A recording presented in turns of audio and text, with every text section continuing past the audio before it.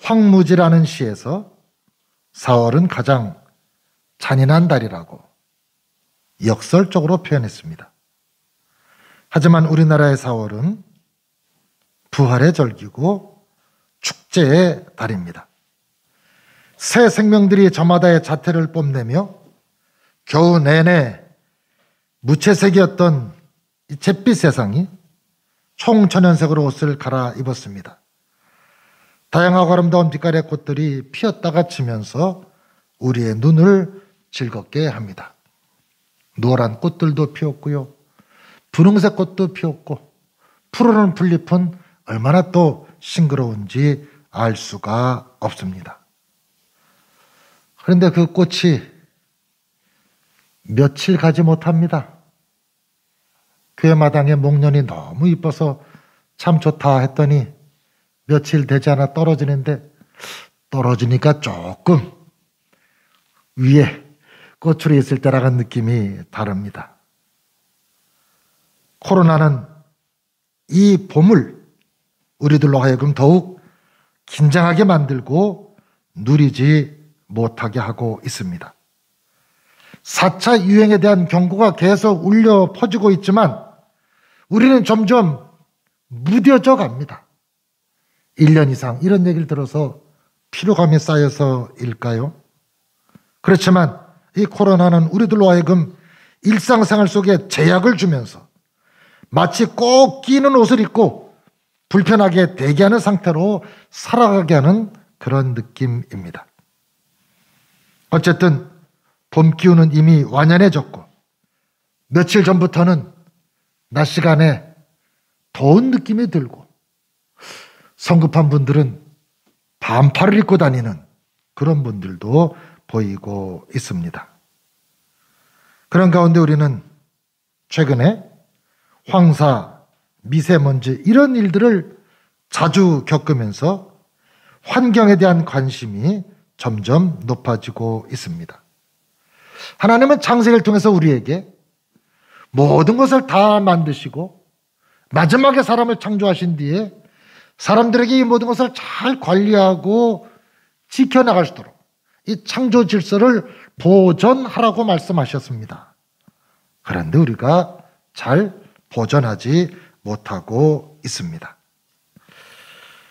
좀 절제하고 줄이는 삶을 살아야 되는데 이게 그렇게 되질 않습니다. 남아서 버리는 게 얼마나 많은지 모르겠습니다. 조금씩 줄이는 생활이 필요합니다. 플라스틱이 개발되면서 꿈의 물질이라는 표현을 썼었답니다. 내구성도 좋고 위생적으로도 편리하고 어떤 모양으로도 쉽게 만들 수 있었기 때문입니다. 비닐도 편리해서 종이봉투보다 비닐봉투가 얼마나 많이 쓰이는지 우리 주변에 흔하게 볼 수 있습니다. 그런데 그렇게 흔하게 보이는 이런 플라스틱, 비닐이 우리의 환경, 하나님의 창조 질서에 얼마나 악영향을 끼치는지 우리는 돌아보아야 합니다. 흙을 만지며 살아가야 되는데 흙 만지기가 쉽지가 않습니다. 다 포장이 돼 있어서. 그래서 저는 우리 요 교회 앞에 요 마당이나 요 뒤에 이렇게 뭐 조그만 텃밭 이렇게 뭐 이런 통에 이렇게 흙 담아 이런 게 참 그런 게 귀하고 벌써 뭐 상추가 이렇게 올라오는 거 보니까 참 마음이 야, 뭘 심는 것 같더니 며칠 만에 이렇게 막 올라오네 싶고요. 하나님에 대한 경외감을 그런 소소한 일들 속에 우리가 느끼면서 살아가야 할 것입니다. 자연을 통해 주시는 하나님의 사랑을 느끼는 그런 부활절기를 맞아야 할 것입니다.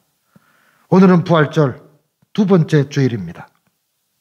부활절에 죽는 얘기 조금 하려고 합니다. 부활절이지만 사람들은 여러 가지 이유로 죽습니다. 질병으로 죽는 분들이 많고요. 그 다음에 사고로 돌아가시는 분도 많이 있습니다. 그리고는 노화로 이제 수를 다해서 돌아가시는 그런 분도 있지요. 여러 가지 이유로, 여러 가지 모습으로 세상을 떠나게 되지만 성경은 죽음에 대해서 죽음의 원인을 죄라고 얘기하고 있습니다. 죄 때문에 사람이 죽는다. 이게 무슨 뜻일까? 하나님이 아담과 하와를 창조하십니다. 특히 맨 처음 사람 아담은 흙으로 만드시지요. 흙으로 만들면서 이 흙이라는 단어가 아다마라는 말이 흙입니다. 그 아다마라는 말, 흙에서 아담이라는 사람, 영어로 man, 이 말이 아다마에서 아담이라는 말이 파생됩니다. 그러니까 사람은 기본적으로 그 출처가 시작이 흙이라는 얘기입니다. 이렇게 사람을 하나님이 만드시고 그 코에 생기를 불어넣으시면서 처음에는 생기를 넣어서 생명이 된 것 같았는데 죄를 지으면서 하나님이 하시는 말씀이 네가 흙에서 왔으니 흙으로 돌아갈 것이라 그렇게 말씀을 하십니다. 그래서 장례식, 요즘엔 장례식을 그렇게 잘 매장을 안 하니까요. 예전 장례식은 참 매장을 하니까 꼭 이렇게 무덤 속에 내리고 나서 횡대 하나 열어놓고 꼭 선거를 합니다. 흙은 흙으로, 티끌은 티끌로, 영혼은 주께로 돌아갈지어다. 이렇게 선거를 하는데 요즘에 장례식은 그렇게 잘 매장을 안 하고 대부분 이제 다른 간편한 방법을 하고 있으니까요. 그 사람들이 죄 때문에 죽게 된 겁니다. 그래서 육체는 다시 흙으로 돌아가고 아까 성경 우리가 읽은 것처럼 썩을 것은 썩어지고 썩지 않을 영혼은 하나님께로 돌아가게 돼 있는 겁니다. 어떤 이들은 죽음 이후를 얘기하는 사람도 있습니다. 뭐 환생 뭐 이런 말 하는 사람도 있고 젊은이들은 그런 말 많이 쓴대지요. 뭐 이생망, 이번 생은 망했으니까 다음 생은 어떻게 뭐. 그래도 대부분의 사람들이 죽으면 끝이라고 생각을 합니다. 의술이 아무리 발전해도 살아있는 동안에 의술을 행하는 것이지 죽고 나면 의술을 죽은 사람에게 의학적인 기법을 쓰지 않습니다. 법적으로도 그러더라고요. 죽은 사람한테는 법적인 적용을 안 하더라고요. 죽음 이후에는 아무것도 할 수 없습니다. 베드로전서 1장 24절은 우리에게 이렇게 말씀합니다. 인생이 뭐냐? 들의 풀과 같다는 겁니다. 아까 말씀드린 것처럼 꽃도 금방 시들고 풀도 금방 말라버리는 것처럼 인생의 영광이 뭐냐? 풀 같고 꽃 같다고 이야기합니다. 금방 시든다는 것이지요. 허무합니다. 그런데 25절에 이어서 말씀하시기를 인생은 그렇지만 하나님의 말씀은 세세토록 있다라고 하십니다. 그러니까 우리가 인생은 짧고 험한 것 같지만 하나님의 말씀을 붙잡으면 우리가 육신은 다시 흙으로 돌아간다 할지라도 우리의 영혼은 하나님께로 가는 그런 소망을 가질 수가 있다라는 것입니다. 썩는 것이 썩지 않을 것으로 변화할 수 있는데 복음이신 예수 그리스도를 통해서 우리가 그렇게 변화된 삶을 살 수 있다라는 겁니다. 여러분도 어린 시절에 땅 따먹기 이런 거 좀 해보셨지요? 뭐 운동장이나 뭐 넓은 마당 이런 데서 이렇게 뭐 납작한 돌 이런 거 유리 조각 이런 거 튕겨가면서 이렇게 가져서 돌아오면 그게 내 땅이다 그러고 이제 땅 따먹기 합니다. 그 남의 땅에 사면서 또 싸웁니다. 뭐 이거 내 땅이다 뭐 닿니 안 닿니 뭐 더 찾으려고 막 갈등도 있습니다. 그러다가 해질 무렵이 되면 어머니가 야 들어와 밥 먹으라고 부르면 그렇게 뭐 땅 따먹으려고 애쓰고 해도 뭐 소용없습니다. 집에 들어가면 끝입니다. 다음날 와서 어저께 내 땅이다 이건 말할 수 없지요. 불행한 인생은 땅을 조금 차지한 인생이 불행한 인생이 아닙니다. 불행한 인생은 불러주는 사람이 없는 사람이 불행한 인생입니다. 해가 떨어졌는데 아무도 안 불러. 해가 떨어졌는데 돌아갈 곳이 없어요. 그 인생이 불행한 겁니다. 해 떨어졌는데 땅 넓은 거 가지고 있으면 뭐 할 건데 남의 땅에서. 인생의 해질녘은 누구에게나 찾아오게 돼 있습니다. 누가 해 떨어지는 것을 막을 수 있겠습니까? 예수님이 우리 이름을 불러주셔야 합니다. 그래야 우리가 죽음으로 끝나지 않고 부활해서 영생할 수 있는 소망을 가질 수 있는 것입니다. 고린도전서 15장은 우리가 부활의 장이라 이렇게 부릅니다. 왜 고린도 교회에 부활 얘기를 했을까? 부활을 안 믿는 사람들이 많았던 것 같습니다. 그래서 아주 사도 바울이 자상하게 부활 얘기를 예를 들면서 설명하죠. 잘 안 믿으니까. 어느 누가 죽음 앞에서 큰 소리 칠 수 있겠습니까? 오늘 우리들이 이 땅을 살아가면서 부활이 없다면, 만일 그리스도 안에서 우리가 바라는 것이 다만 이 세상의 삶뿐이면 모든 사람 가운데 우리가 더욱 불쌍한 자이리라 이렇게 말씀하십니다.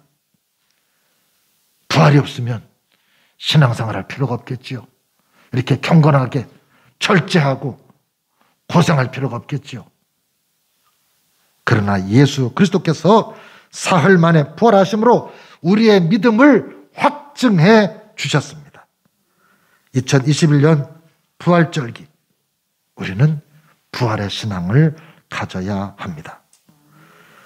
코로나 시대를 지내면서 우리도 부활해야 되고 부활시켜야 될 게 있습니다. 부활해야 될 게 있어요. 저는 그 첫 번째가 교회라고 말씀을 드립니다. 교회가 부활돼야 됩니다. 코로나19로 세상만 우울해진 게 아니라 교회가 어려워졌습니다. 어제 저녁에 저희 아파트 경비하시는 분께서 저를 보더니 참 그분 말씀이 재밌습니다. 목사님, 요새 손님 잘 안 오지요? 목사님, 손님 잘 안 오지요? 그래서 내가 네, 손님이 법에 따라서 옵니다. 내가 그랬어요. 법에 따라서. 손님 잘 안 오지요? 네, 그 말이 이게 사람들의 생각입니다. 불신자들이 볼 때 걱정돼서 하는 얘기겠지, 그분도. 에? 교회가 바로 앞에 있는데 자기도 늘 보는 교회고 그게 목사님이니까 내가 불안해서 이렇게 물어봤을까? 그 내가 평소 그분하고 이제 잘 친하게 지내고 뭘 잘 나누고 그러니까 걱정하실 거 없다고 잘 수칙을 지키면서 예배 잘 드리고 있다고 관심 가져줘서 고맙다고 이렇게 인사를 했는데요. 사람들이 교회 걱정을 하니까요. 교회가 낙심을 하고 있어. 교회는 낙심할 일이 아닙니다. 예수님이 십자가 달려 죽으신 후에 제자들이 겁이 나가지고 도망가고요. 숨고 막 뿔뿔이 흩어졌습니다. 그런데 부활하신 주님을 만나고 나니까 제자들이 바뀌었어요. 상황은 안 바뀌었습니다. 여전히 사람들은 제자들을 의심의 눈으로 보고 위협하는 분위기였는데 상황이 바뀐 것이 아니라 부활한 예수님을 만난 제자들이 바뀌었어요. 여전히 상황은 교회에 대해서 걱정할 수 있지만 우리가 부활 신앙을 가지면 교회가 달라진다라는 겁니다. 교회가 달라지는 거예요. 제자들이 문을 열고 뛰쳐나가서 부활하신 주님을 증거했습니다. 교회는 굳어지면 안 됩니다. 주저앉아 서서는 안 됩니다. 신약의 교회는 무덤에서도 예배를 드리고요. 박해가 심할 때는 땅속으로 들어가서도 예배를 드리면서 믿음을 지켜냈습니다. 우리는 교회를 지켜내야 되고 교회를 부활시켜야 됩니다. 교회가 사람들의 걱정 속에 주저앉아 버리고 다운돼서는 안 된다라는 것입니다. 두 번째로 우리는 교회를 부활시켜야 될 뿐만 아니라 우리의 사랑을 부활시켜야 됩니다. 걱정과 두려움이 있으니까 의심의 눈초리로 서로를 바라봅니다. 서로 불안해요. 서로 믿지를 못해. 억울한 일을 당해도 속상해도 우리는 사랑해야 됩니다. 예수 그리스도의 부활은 하나님 아버지의 사랑하심의 증표입니다. 예수 그리스도를 무덤 속에 내버려 두지 않으시고 그 사랑으로 다시 살려서 이끌어내셨습니다. 부활은 사랑이 죽음보다 강하다는 것을 알려줍니다. 우리에게 죽음이 다가와도 부활의 소망을 가지면 우리는 죽음을 극복할 수가 있다라는 것입니다. 요즘 우리 주변은 여러 가지 논리, 세대, 사상의 차이로 갈라집니다. 자꾸 이렇게 분열되고 갈등 구조가 있습니다. 교회는 이런 갈등 구조 속에서 사랑을 이야기해야 됩니다. 생각이 다를 수 있습니다. 방법도 다를 수 있습니다. 그러나 서로를 존중하면서 사랑으로 화합해야 합니다. 하나님은 세상을 사랑하셔서 예수님을 보내주셨습니다. 저는 그 말씀을 하나님이 교회를 이처럼 사랑하사 또는 하나님이 성도들을 이처럼 사랑하사 독생자를 주셨으니 이렇게 해야 될 것 같은데 그렇지 않고요. 하나님이 세상을 이처럼 사랑하사. 여러분, 세상에는요 여러분 마음에 안 드는 분들이 많이 있습니다. 이유 없이 남 괴롭히는 사람이 있습니다. 한번 뭐 잡으면 안 놀려는 사람도 있습니다. 괜히 고집 부린 사람도 있습니다. 이러저런 사람들이 다 있어요. 어떨 때는 하나님 저런 사람은 구원 안 해줘도 되지 않을까요? 그런 사람도 있습니다. 그런데 하나님이 그 사람까지 다 포함해서 세상, 하나님의 세상을 이처럼 사랑하사 예수 그리스도, 뭐 자식이 많으세요? 독생자래요. 예수 그리스도를 이 땅에 보내셨다라는 겁니다. 이 사랑을 우리가 가져야 합니다. 형제들아, 세상이 너희를 미워하여도 이상히 여기지 말라. 우리는 미움의 세상 가운데서 사랑을 심을 수 있어야 합니다. 부활되어야 될 세 번째는 사명입니다. 교회가 위축되고 사랑하지 못하니까 전도를 안 합니다. 전도할 생각을 못 합니다. 아이고, 교회 오는 것도 어려운데 무슨 전도야. 서로 불안한데 무슨 전도야. 이게 지금 우리들의 마음이다 보니까 사명이라는 말이 쑥 들어가 버렸습니다. 전도는 둘째치고 사명, 봉사, 헌신 이런 말이 쑥 들어갔어요. 교회가 사명으로 부활해야 됩니다. 성도들이 사명으로 부활해야 합니다. 아프리카 선교사 했던 리빙스턴, 그는 말했습니다. 사명의 사람은 죽지 않는다.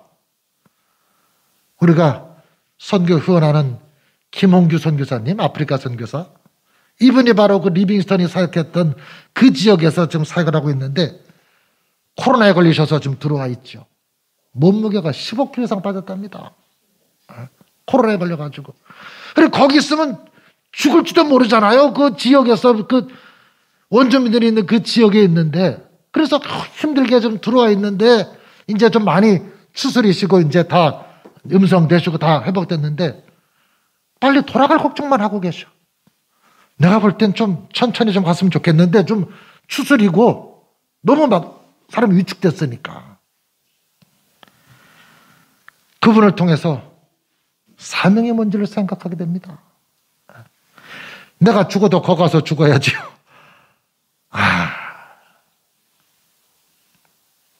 교회는 사명이 존재 이유입니다. 사명이 있는 교회는 사라지지 않습니다. 코로나19가 교회를 좌지우지하는 것이 아니라 사명이 좌지우지합니다. 사명을 감당하는 교회는 죽지 않습니다. 사라지지 않습니다. 사명이 없는 교회는 쓰러지고 맙니다. 사명이 중요합니다. 남의 탓할 게 아닙니다. 내가 변해야 됩니다. 내가 바뀌어야 됩니다. 어떤 교인이 목사님을 찾아와서 상담을 했답니다. 목사님, 나 더 이상 교회 봉사 못하겠습니다. 목사님이 왜 그러십니까? 그랬더니 난 그 사람 때문에 신앙생활 못하겠어요. 하도 그냥 없는 얘기하고 힘들게 하고 나도 지쳤어요. 기도해도 잘 안 되고 난 그냥 봉사고 뭐고 그냥 다 교회도 안 나오고 관둘랍니다. 힘들어서 못하겠어요. 그러더래요. 그래서 목사님이 물었습니다. 뭐라고 기도하셨습니까? 그랬더니 그분이 이렇게 얘기하더래요. 하나님, 이 문제를 해결해 주세요. 저의 원통함을 좀 풀어주세요. 그렇게 기도를 했대요. 그래서 목사님이 그러세요? 그러면 이렇게 한번 기도해 보세요. 하나님, 제 마음을 바꿔주시옵소서. 내 마음에 평안을 주시옵소서. 예수님은 아무 잘못도 없이 십자가에 못 박히시고 십자가에 매달고 죽이는 사람들을 위해서 용서하는 기도를 했는데 하나님, 내게도 그런 마음을 주시옵소서. 그렇게 한번 기도해 보라고 그랬대요. 그랬더니 그분이 아무 소리도 안 하고 그냥 돌아가더래요. 이게 우리들의 모습입니다. 내가 사명을 감당하려고 하는데 다른 사람들이 안 도와준다는 거예요. 내가 죄를 하려고 하는데 다른 사람들이 방해를 한다는 거예요. 그래서 사명을 못하겠다는 겁니다. 아무도 안 도와준다가 무슨 사람, 내가 이거 한다고 누가 알아주지도 않는데 이래서 자꾸 관둔다는 거예요. 사도행전 13장에 보니까 사도 바울이 비시디아 안디옥이라는 곳에서 전도하다가 유대인들의 미움을 받아가지고요 죽을 뻔했습니다. 그래가지고 거길 도망쳐서 나가는데 아주 그냥 죽을까봐 막 피해갔습니다. 그 얼마나 억울합니까? 전도하다가 그것도 유대인들이 자기를 괴롭히니 그걸 피해서 도망가는데 얼마나 억울하고, 내가 전도하다가 이게 뭔가, 전도하면 상 받는 것도 아니고 도대체 이게 뭔가 억울하게 갈 텐데 사도 바울이 기쁨과 성령이 충만했다 그랬습니다.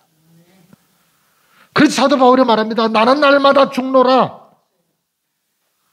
내가 억울한 게 문제가 아니라, 손해보는 게 문제가 아니라 나는 사명을 감당하라는 사람이라는 것을, 사명자라는 것을 사도 바울은 생각을 하면서 살았던 것입니다. 코로나19 시대를 지나면서 사회가 교회를 보는 모습이 냉랭하지요. 곱지 않지요. 교회 나오는 게 불편하지요. 그렇다고 우리가 이런데 무슨 전도고 무슨 봉사고 무슨 교회 겨우 나오는 것도 감지덕지 해야지, 이럴 일이 아니라는 겁니다. 이럴수록 우리는 더 기도하고 마음을 가져야 됩니다. 우리 주변을 돌아봐야 됩니다. 힘들고 어려워서 교회 나오지 못하고 있는 우리 자녀들이 그래도 믿음을 지키고 있는지 물어봐야 되고, 직장 때문에 나오지 못하는 분들한테 안부 전화라도 하면서 사랑을 나눠야 되고. 제가 밴드에 이렇게 보면은요, 제가 이제 운영자니까 보면 누가 이렇게 그 밴드를 보시는지 알 수 있어요. 교회 나오지 못한 어떤 분은 주보를 꼭 봅니다. 그분이 교회는 못 오셔도 주보를 꼭 보면서 내 속으로, 그래, 주보 보고 기도하시겠지, 또 예배 영상으로 이렇게 보시겠지, 이런 마음을 갖고 주여 지금은 못 나와도 나올 수 있는 날이 올 수 있도록 허락해 주시옵소서. 저는 그렇게 또 기도를 하고 있는 거예요. 힘들수록 우리는 사명을 감당해야 됩니다. 속회에서 석도원들을 돌아보면서 어려움 당하시는 분은 없는지, 우리 선교회에 오랫동안 못 나오시는 분은 없는지 돌이켜봐야 합니다. 부활절기에 우리는 그 어느 때보다 해야 할 일이 많습니다. 그런데 아무것도 안 해도 될 것처럼 착각을 합니다. 그냥 교회만 딱 와주면 될 것처럼 착각을 하는데 그렇지 않습니다. 내가 능력으로 일어나야 교회가 살아납니다. 남들이 나를 미워하고 나를 어렵게 해도 우리는 사랑을 해야 됩니다. 내게 주신 사명은 힘들고 어려워도 고통을 당해도 그 사명을 감당해야 됩니다. 오늘 성경 말씀 마지막 절에 말씀하십니다. 사랑하는 형제들아, 견실하며 흔들리지 말고 항상 주의 일에 더욱 힘쓰는 자들이 되라. 힘들고 어려워도 주의 일에 더욱 힘쓰라. 그러면서 마지막에 위로 말씀하시죠. 이는 너희 수고가 주 안에서 헛되지 않은 줄을 알미라 그랬습니다. 내가 지금 전도하고 봉사하고 뭐 하는 것이 헛된 것 같지만 주님이 말씀하십니다. 헛되지 않다고. 내가 기억한다고, 내가 알고 있다고 말씀합니다. 다른 사람의 평가가 중요한 것이 아닙니다. 오늘 우리가 부활신앙을 가지고 교회를 살려내고 사랑을 실천하고 다시 사명을 붙잡고 나아가는 우리 모두가 될 수 있기를 간절히 기원을 드립니다.